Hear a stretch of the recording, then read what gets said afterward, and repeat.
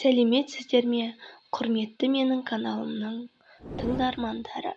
Мен бүгін сіздерге Бердібек Соқпақбаев ағамыздың балалық шаққа саяхат кітабынан бірнеше үзінділер ұсынғым келеді. Соның бірі менің салақ жеңгем.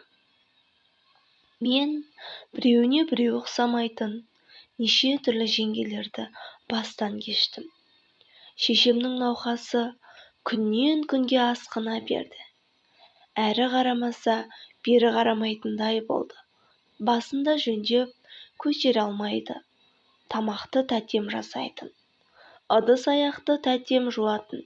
Тіпті арпаға дейін Смағұл тәтем қуырады. Қуырылған арпаны мен келі сұрап әкеліп кеусеймін. Келі тиюге әбден-ақ жаттығып алғам. Алақанымды түкіріктеп, құлашымды кең жазып соққанда келінің түбін түсіре жаздаймын. Кеуселген дәнді тәтем ұшырады. Талқанды қол диірменмен тартамыз. Бұл азап жұмыс. Ап-ауыр шомбал тасты айналдыруға менің шамам әрең келеді. Жіңішке білектерім салдырап, талып кетеді. Тартылған талқанды елеп, майдасын бір бөлек, ұсағын бір бөлек аламыз. Сатылған мен ыдырыс даяр тамақты жегенді ғана біледі.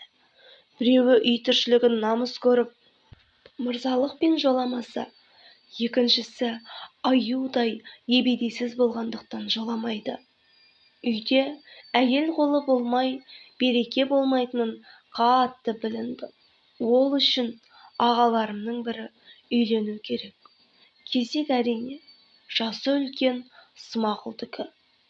Қайдан, қалай тауып әкелгені есімде жоқ. Тәтем бір күні қалбиған бір қара әйел алып келді.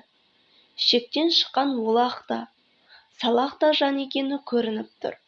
Шаш дегенің таралмай, дудырап, орамалдың жан жағынан шығып кеткен. Бөренедей аяқ-қолы қап-қара. Беті балшықтан жасағандай быт-бұйған май бет. Үстіндегі киімдері әрі лас, әрі тозып біткен. Қап-қара. Құс шынтағы көйлектің жыртық жеңінен көрініп жүреді. Төртісі осындай бола тұрып, әйелдің аты тамаша еді. Бибі Жамал. Соңынан ере келген, өзіне аумай тартқан 5-6 жасар қызы бар. Оның да аты осал емес, Айгүлсім. Бибі Жамалдың бір қолы үй тіршілігін істеп жүрсе, екінші қолы шашының арасына, киімінің тігістігіне кіріп алып, шағып, маза таптырмайтын арамза ұсақ мақұлықтармен үнемі күресуде болушы еді.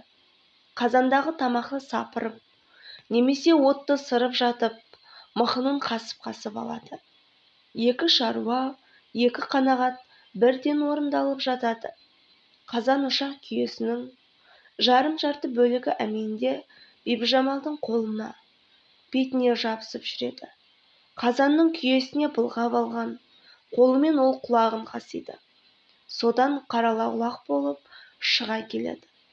Қолы бос кезде Бибі Жамалдың жаны сүйетін бір ісі болушы еді. Ол үй сыртындағы күнеске астына тулақ төсеп, тең киіп жатып алып, қызының тізесіне басын қойып, шашының бетін қарату. Айгүлсім бұл істің шебері болуы керек. Тырнағы найзадай болып, өсіп кеткен саусақтарымен шаштың арасын бір-бірлеп ашып, қан ішер мақұлықтарды быртылдатып, аяусыз қыратын. Ақылы жағынан да жеңгем өзінің түр-түсінен соншалық алыс кете қоймаған. Бір күні Қостөбеге Өмірбек дейтін бір милиционер келеді. Бибі Жамалға кезігіп: «Жеңгеу, сіздің ауылда жақсылап пима баса алатын әйел бар ма?» деп сұрайды. «Бар, мына мен басамын», дейді жеңгем. Жолы болар жігіттің жеңгесі алдынан кездеседі деген осы екен ғой. Онда маған бір пима басып берсеңіз қалай болады? Еңбегіңіз ақталады, дейді Өмірбек. өзің бір сылқым жігіт көрінесің қайным. Бассам басып берейін. Ертесінде Өмірбек біздікіне орта қап жүн және алдын ала жеңгемнің көңілін аулап, біраз шай шамалақ әкеп тастайды. Уәделі күн болады. Өмірбек даяр пималарын алуға келеді. Бибіжамал, басып бола алмай жатырмын. 3-4 күннен кейін кел деп қайырып жібереді. Тағы келсе, тағы басып болмаған. Бұл екі арада обалы нешік жеңгем біздің үйді пима басатын заводқа толық айналдырып бітіп еді. Күндіз-түні қазанда бұрқылдап қайнаған су. Үйдің іші толы бу. Бірімізді біріміз көре алмаймыз. Осы бір шуаш шасыған соқыр тұманның ішінде жеңгем бірдеңені оқтаумен былшырады да жатады. Жақын барып қарасаң, онысы көлемі жаялықтай киіз болып шығады.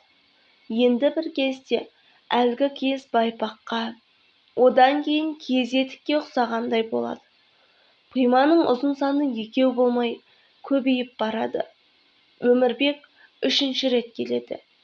Жеңге дайын болды ма? Дайын.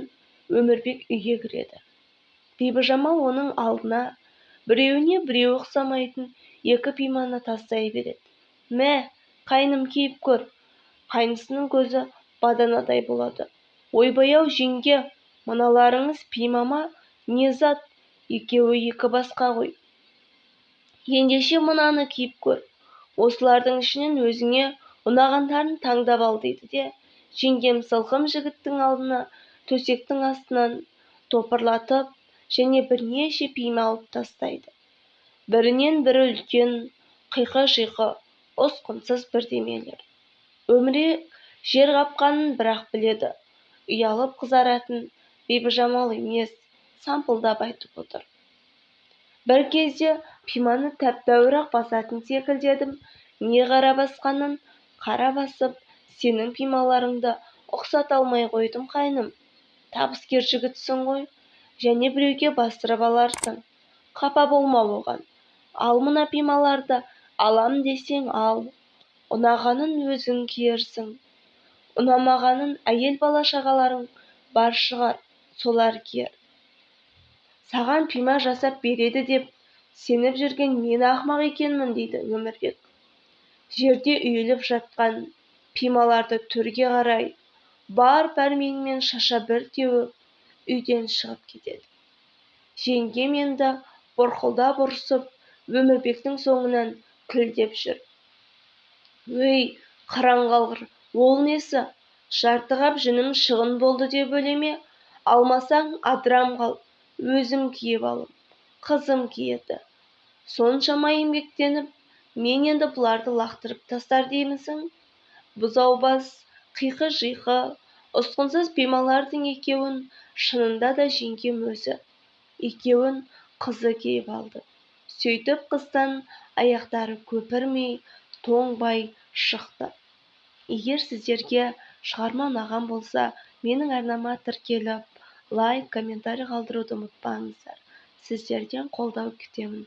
Және де алдағы уақытта қандай ақын жазушылардың әңгімелерін тыңдағыларыңыз келеді, соны да комментарийға қалдыра кетіңіздер. Назарларыңызға үлкен рахмет.